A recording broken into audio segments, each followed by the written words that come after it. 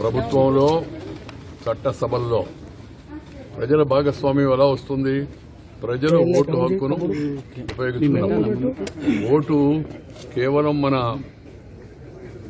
రైటే కాదు, అంటే హక్కే కాదు, ఓటు మన బాధ్యత కూడా. అందువల్ల ప్రజాస్వామ్యంలో ప్రతి ఒక్కరూ తప్పనిసరిగా ఓటింగ్లో పాల్గొవాలి.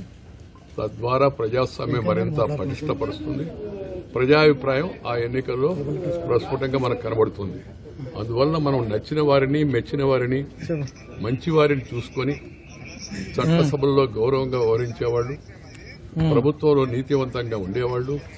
हमसे जुड़े रहने के लिए हमारे YouTube चैनल को सब्सक्राइब करें और नई वीडियो की नोटिफिकेशन के लिए बेल आइकॉन को दबाएं।